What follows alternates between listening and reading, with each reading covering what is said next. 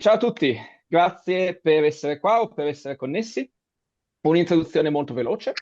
Io sono Alessandro di Sinistra per l'Ucraina e quelli di voi che c'erano questa mattina o che seguono la pagina o il canale Telegram ci conoscono già, ma per sommi capi siamo un collettivo che si è formato successivamente all'inizio dell'invasione su larga scala del 2022. Ci siamo formati con lo scopo di dare voce ai compagni e alle compagne ucraine in uno scenario, quello italiano, che è dominato dalla propaganda di guerra russa, dall'omertà, dall'indifferenza, quando addirittura non da un'aperta ostilità verso la lotta del popolo ucraino.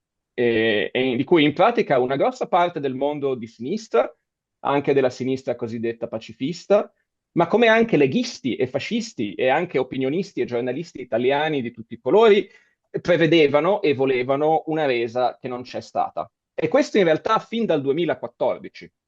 E non c'è stata innanzitutto per la volontà del popolo ucraino del non voler essere occupato, brutalizzato, cancellato dal potere russo. Non si combatte una guerra di difesa o di sopravvivenza o di indipendenza per 11 anni, come per 70 anni in Palestina o come per 13 anni di rivoluzione siriana, non si combattono questo tipo di guerre senza una volontà di popolo, senza un consenso. E oggi, 3 anni dopo l'inizio della fase su larga scala della guerra, ci sembra che dare voce alle analisi, alle esperienze di organizzazione, difesa e solidarietà diretta in Ucraina e altrove nel mondo non è solo un fatto di giustizia, ma è anche una necessità per la sinistra italiana e occidentale per uscire da questo baratro di cecità, di irrilevanza e di inazione in cui siamo precipitati di fronte all'avanzata di un multi-imperialismo globale e con esso un neofascismo che è galvanizzato e anche finanziato da questi poli autoritari. Che si tratti di Russia, di Stati Uniti, che si tratti di Israele o di Cina, ognuno con il suo bagaglio di disinformazione e autoritarismo. E per questo oggi abbiamo 4 speaker eccezionali, tutti con esperienze dirette, attive, di sicurezza, difesa, lotta sociale e antifascismo. Ora farò una breve introduzione in inglese per i nostri speaker e poi ve li presenterò più nel dettaglio. Again, thank you for making the time. So I am Alessandro from Sinistra per l'Ucraina. We are, in case this was lost, we are a collective that was formed right after the start of the large-scale invasion of Russia in Ukraine, with the aim of giving voice specifically to Ukrainian comrades, and this in a scenario, the Italian one, which is dominated by Russian war propaganda, by silence, by indifference, sometimes by open hostility toward the struggle of the Ukrainian people. And which people that a large part of the leftist Italian world, the pacifist left as well, but also fascist and any kind of Italian commentator and journalist, all of these predicted and wanted a surrender that did not happen. And this is actually since 2014, is not since 2022. And there wasn't such surrender, we are aware, first of all, because of the will of the Ukrainian people of not wanting to be occupied, to be brutalized, and to be canceled by Russian power. Here I'm echoing word that I've heard from Alexander, and that I'm sure I also quote in the writings of Yuliya and Hannah. You don't fight a war of defense, of survival, of independence for 11 years, as it is for 70 years in Palestine or for 13 years with the Syrian revolution. You don't fight that kind of war without a will of the people, without a form of consent from the people that are resisting. So today, as an organization, on this basis, we are somewhat shifting focus, because by giving voice to you, it became apparent that this kind of voices, giving space to the analysis, to the experiences in organization, in defense, in direct solidarity from people in Ukraine and elsewhere in the world is not only a matter of justice, but also a necessity for the Italian and the Western left to get out the abyss of blindness and irrelevance in which we have fallen. While this global multi-imperialism advances in the world, and with its advancement, it galvanizes and it founds global neo-fascism, whether from the authoritarian poles of Russia, as US, with the disinformation from multiple states, including China and Israel. We are in a moment in which we need your voices to get somewhere. And this is why I think we are really lucky to have you here. I'm now going to introduce you in Italian before giving you the floor, and I'll introduce Yuliya, the first speaker, more extensively, the other more briefly. I'll bring your more expansive introductions right before you speak. Quindi, oggi abbiamo con noi Anna Perekoda, ricercatrice, professoressa in storia, scrittrice e attivista, nativa di Donetsk, John Ryman, sindacalista e attivista californiano, autore del blog Oakland Socialist, and Alexander Kiselov, dirigente del movimento socialista Socialny Ruch, anche lui nativo di Donetsk. E la prima a presentare però è Yuliya Yurchenko, professoressa e ricercatrice di economia politica all'Università di Greenwich. È una socialista e femminista ucraina, scrittrice prolifica, si occupa del complesso Stato, capitale e società e relative dinamiche di potere, formazione di identità di classe e modalità di accumulazione del capitale e socialismo europeo. Oggi ci parlerà in particolare di moralità e resistenza armata nel mondo multiimperiale e metodi di azione solidale. E ci leggerà anche, questo alla fine delle 4 presentazioni, una lettera da una compagna attivista dal fronte ucraino. So, thank you for your patience. Yuliya, the floor is yours. Thank you. Thank you very much. Can you hear me okay? Very well. Yeah. Okay, thank you very much.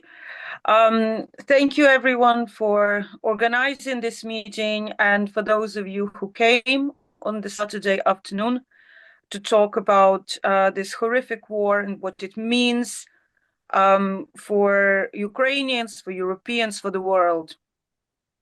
Apologies for speaking in English and not in Italian. As a Gramscian, I keep telling myself every year that I should learn Italian, but wars and pandemics keep getting in the way, so my excuses. Maybe next time.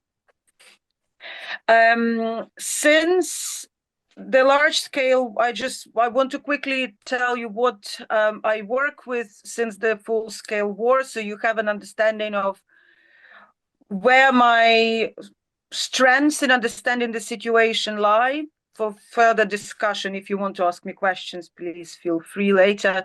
I've been working with Socialny Ruch, and I've been working with Ukrainian trade unions. I'm now a representative of Free Confederation of Trade Unions in Britain since the beginning of the full-scale war. And the primary concern that I occupy myself with in my work is as a political economist, as a scholar, is the shift to multipolarity, and of course the complex dynamics, class, capital, climate dynamics of this Russo-Ukrainian war and what it means in the context of global economy. And as an activist, of course, I am concerned with the growing rise of fascism in its very ugly forms and the push to multipolarity and what it means for those of us who are trying to build solidarities and sometimes are struggling to build those solidarities. So I'm speaking from those positions. Russia's full-scale invasion of Ukraine is the most destructive war in Europe since the Second World War by measures of affected population, damage to infrastructure and environment. Wars, of course, analytically speaking, are those so negative externalities and unintended consequences of doing capitalism. And they appear every time the wars appear, we treat them as if they're aberrations, as if they're irregularities, but they are not. They're part and parcel of capital accumulation, and when all other means are exhausted in fight for territory, people, resources, that's when armed invasions and clashes happen. They are part and parcel of capitalism, and this is also why it is so important to, if we are fighting capitalism, if we are fighting fascism, to fight on the side of those who are fighting neocolonial invaders, if we are on the left, to my mind. Amidst the calls for new international economic order that we see coming from the Caribbean and elsewhere that could deliver climate and debt justice, we see a drive for increased geopolitical competition internationally, colonization and neocolonialism and multipolarity that drives us away when what we need is new and deeper international universalism, where in a fight against capital. There is no promise of better life for the workers of the world, for the planetary survival in multilateralism. It's only, in multipolarity, it's only in universalism of rights to life and thriving in this world. Growth-obsessed economic order is unsustainable and is connected with militarism and in the ongoing transformation of geopolitics amidst the urgent demand for universal economic and climate justice. We need in this concrete war, what I find frustrating sometimes is that there is an apparent lack of unwillingness or inability to learn from history, is that appeasement leads to bigger conflicts. Appeasement does not end wars. You do not give breaks to fascist powers so they can regroup and get stronger. The paradox of peace is that sometimes it has to be fought for with weapons. And either way, people will die. And if we continue to, if we do not defeat Russia now, but rather agree to some sort of fake peace, so to speak, more people will die in the long run. And if there is more backing up of Ukraine in its fight against Russia now, fewer people will die. It pains me as a Ukrainian, it pains me as a human being that suffering and death are happening, and that we have to think in these crude categories of how many people will die in this or that scenario. And I do believe that we do not choose these conditions, we didn't choose them. But we need to figure out what is the strategy that will minimize the damage that is before us. United States now as well and Russia are effectively engaging in something similar to Molotov-Ribbentrop Pact in dividing territory, spheres of interest and spoils of this war in Ukraine, in this mineral deal and claims of energy infrastructure by Americans in Ukraine. And of course, Russians and Americans speaking to each other directly in some grotesque, surreal division and tug of war over Ukraine. This alignment is not this alignment of Russian and American, Russian and US administration is not only dangerous because of the effective multipolarity that Trump has granted to the world, that Putin couldn't win in battlefield, but also because the United States unilaterally are withdrawing from the leading position in that the hegemonic position that they held in the international world order that was put into place after the Second World War. And actually, before Trump was elected, a number of times I affected different left meetings. Many were saying that, it would be really not a bad thing if finally United States are not in charge anymore because of all the problems that came with that everybody in this meeting, I'm sure, is familiar with.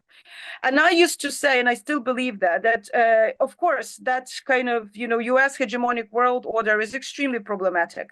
But, and many people were fearing what would happen if Russia falls. I think we also need to fear, and we see what is happening now when the US are not doing their leadership that we expect from them anymore. That is a much more unstable and dangerous world. I'm not saying that we need to continue with the US in a position that they held since the Second World War in the international world order. What I'm saying is that the speed with which they're withdrawing from all international commitments creates much more instability and endangers lives and breeds potentially more conflicts than it would have been otherwise. And this free fall indeed is quite terrifying. What we're also seeing internationally is potentially an ushering of this era of competing fascistic projects launched by nuclear powers that would then divide the world into not just hypothetical but actual spheres of interest that would be exempt from international rules and any sort of promise of any universality, and that is extremely dangerous. So but I do think that the game is not over, and that potentially we see a lot of regrouping in Europe, for example, specifically in Europe, and also Canadians and the Japanese are pulling into these coalitions of support for Ukraine against Russia. And in that sense, I hope that some sort of effective pushback will happen against this fascistic push from Russia, so that we do not see these dictatorial blocs competing internationally. Fundamentally, dictators get away with anything they want if they are allowed to do so. We have seen that already in Ukraine in 2014-15, when Russia was allowed to get away with annexing Crimea. Russia was allowed with the insanity that happened, get away with insanity that happened in the east of the country. And I'm sure that Alex and Anna will speak to more detail to that, and they know that the situation in Donbass more intimately than I do. We'll leave it to them also as natives of the region to speak for that. But fundamentally, allowing Putin to get away with those grabs and going back to business as usual, continuing to build gas pipelines with Russia, and being really relaxed on sanctions has paved the way to the war that we're seeing right now. There will only be more of it if Putin's regime is not squashed now. Of course, Ukraine is not the first victim of Putin's regime, and probably will be the last if it is allowed to not win in this horrible war. But coming back to the international situation, we're almost 80 years since the fall of Nazi Germany at the end of the Second World War. And we see the militarized fascism back on the global scene in its earnest.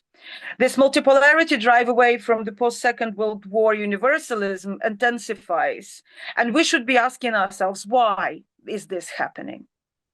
Because those horrific tendencies do not come around by accident. There are preconditions for that. So we had, after the Second World War, institutionalization of UN and international financial institutions and developmental banks and the Universal Declaration on Human Rights. But we need to ask ourselves, how many people around the world were able or are able to exercise those rights that beyond them being declared? not very many. We see in the core capitalist countries fewer and fewer people being able to enjoy fully the exercise all of those rights. For the world's majority, those rights never fully materialized. Wars and genocides keep happening because attackers get away without suffering the consequences, while victims suffer from systemic violence, odious deaths, exclusion from social security guarantees, and from climate catastrophes they did not produce, nor did they deserve. Militarized competition and productivist economic systems generate ecocidal effects and fast forward towards future on an uninhabitable planet in a manner that is essentially imperialist and colonialist.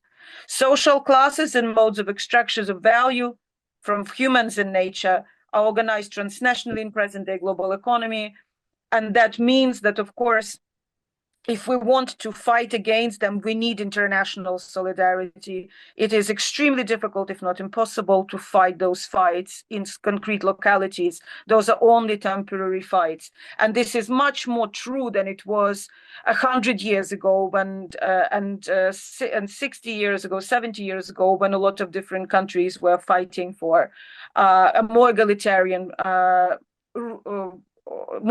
organization of their economies.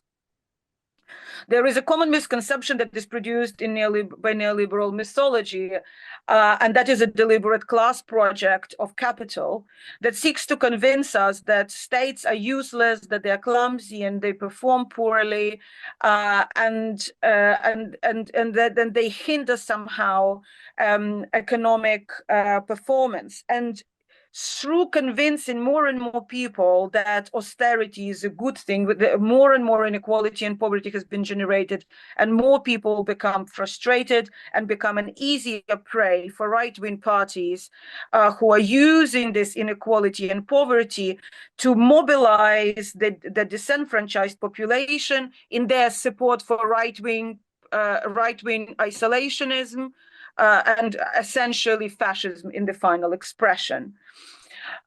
Capital, of course, tells us, capitalists tell us that states and welfare states, that is all a bad idea, but they do like states quite a bit when they want their private rights, their property rights to be protected, or investment, and then they want to regulate labor or police protests or police us across the borders. They do not mind the state at all. And it's already, it's endemic, this kind of understanding of the state as the police force around private property. It was already in Adam Smith in The Wealth of Nations, that the role of the state was supposed to be to protect private property from the poor mob outside. So we need to understand, we need to reclaim in our campaign, and we need to reclaim in the common mythology certain institutional arrangements that can support the working classes, and work on raising public consciousness around who the actual enemies are and where they sit. And that is not in immigrants, and that is not in refugees, and that is not in women entering workforce. That is capitalists robbing us blind while paying no taxes and destroying the planet in the process. Coming back to the, I'm watching the time. Coming back to the Russo-Ukrainian war, there is and the left, and what should we be doing? As somebody who actually studied Russo-Ukrainian relations and who was trying to understand what is actually happening, why is there so much confusion on the left around what is happening with this war, and why Ukrainians are being blamed for it, or NATO is being blamed for it? I have been quite baffled by the reactions of some people on the left, and some of it I can explain, if not understand, but I can explain. Some of it is really baffling. Of course, there are systemic problems of Russia deserving a lot of much deserved scrutiny in Russia institutes and Russia studies, whereas Ukraine and other post-Soviet republics significantly less. So then there are scholars and activists across left circles who have continued, and politicians all over the place, and popular media constantly interchangeably using terminology of Russia, USSR, Kievan Rus. It's all one thing. And if you keep referring to these different historical entities by the same word, your brain starts perceiving it as one, and we are still sort of fighting against that. So, but even with that, there is some echo on the recording. Even with that, I think there is, what I do find quite frustrating is that this Russia was this kind of fetishized subject. Those on the left revered it as some sort of anti-American beacon, anti-imperialist beacon. And those who are not on the left and who kind of pro-capitalists, shall we say, authors and commentators have been vilifying Russia. And both sides actually have contributed to this kind of obscured misunderstanding of what Russia actually is, instead of properly engaging in what has actually happened to that country. To the Russian, what is Russian Federation? How did it become the size that it is? What has happened in that country since USSR fell apart? Why does it keep invading its previously controlled areas? Why is there so much Islamophobia? Why is there so much policing? Why are there so many dissidents? Why are the dissidents from Russia who had to flee calling it fascist, while activists in the left circles in Europe still see it as some sort of beacon of hope? Those conversations need to happen. Engagement with reality, return to the Marxist method needs to happen. We need to engage with historical materialism. Where is the history in the analysis? Where is the material? Because the material is really terrifying. And whether we want to accept it or not, reality doesn't change its nature from our desire or lack of desire. Me not wanting Russia to invade doesn't stop it invading. Me not wanting Russia to be fascist doesn't stop it from being fascist. So waking up to the fact that Russia is a fascist state, that United States are now run by fascists, which people somehow tend to accept a little bit more readily, on the left at least, is extremely important. Understanding these almost organic shift into multipolarity between the two, that is US and Russia under current administrations, also makes quite a lot of sense if you look deeper into history of each and their position in the international system, and understand Russia's history as a regional power and its emergence and its relationship with the territories and peoples and cultures that they have submerged in the process of their ongoing expansion. So once we do accept and understand that we then start seeing the nature of this war with a bit more clarity. I'm moving into my concluding remarks, a couple of minutes, and I will conclude.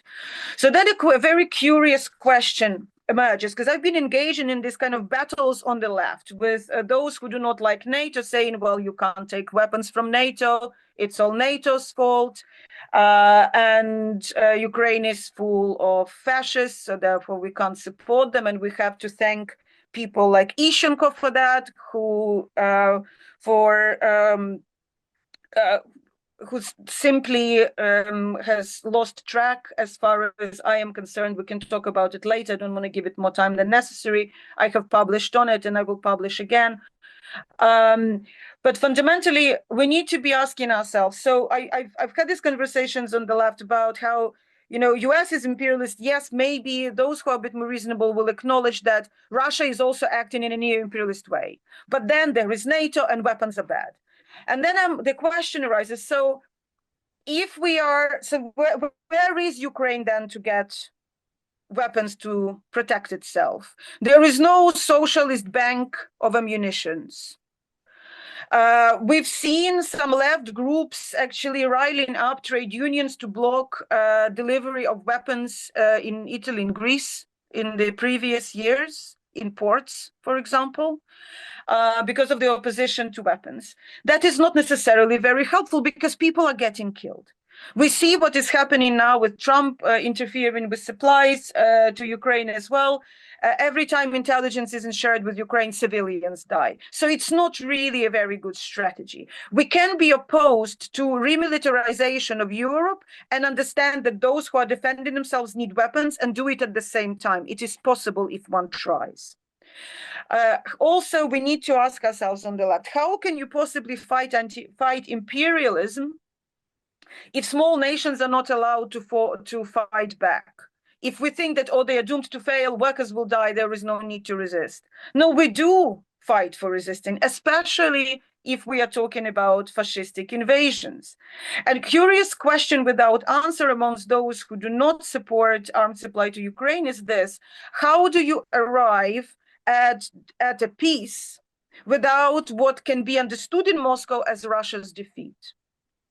We now see very clearly, I don't think anybody has any doubts left, that negotiations are not working. We have already seen that in February 2022, because negotiations happened in 2014-15, and then there was a reinvasion. But again, we see even more proof that these negotiations will not help. So those who demand peace have no plans besides calling Ukraine for talks, while talks proposed are to take place in the domain that is devoid of any normative principles. But what is even more poignant, and what I want to bring this conversation to, is that these discussions around so-called ceasefire or peace negotiations, that's what's proposed is not peace. What's proposed is capitulation, by the way, and we need to call it that. But those discussions are already happening in a domain of multipolar world as if it has already arrived, without any internationally applicable or desirable framework on which UN Charter, inviolability of sovereignty, or human rights declarations are based. We are discussing Ukraine. Ukraine is being discussed right now, and this settlement is being discussed as if multipolarity already arrived and there is no international law and UN Charter. We are being gaslighted into, we're being pushed to accept that that's the new modus operandi now, while the old rules are still in place. And we really need to wake up to this moment. Inviolability of sovereignty in human rights declarations should not be questionable, should not be treated as if they don't exist. Negotiations happen as if international law does not exist in any meaningful sense. So there is no peace. There can be no lasting peace outside those international frameworks for anybody. There is no end to the war without some international rule book by which all powerful states would abide. If that rule book goes, we are opening the door to even more wars. So we must fight for universality of norms and universality of sanctions for their violation nationally and internationally. We must fight for making the global security disorder orderly, for democratizing UN Security Council, for creation of collective democratically run institutional framework for addressing international security issues, where the left should be talking about security and they're simply standing aside. And Hannah wrote an excellent essay recently about that. We cannot, if the left excludes itself from some conversations, then the right runs the show. Pacifism and moral distancing and non-resistance in the condition of racist, patriarchal, and ecocidal capitalist imperialism, where the right in all of its shades is on the rise, to my mind, are expressions of bourgeois positionality and ideology of internalized imperialist worldview, not unlike of Putin and Dugin and Trump and Musk. And one can be either anti-imperialist and anti-fascist or a pacifist. You cannot be both. The left does not, if the left does not fight fascism, it helps the right. And then it cannot call itself left.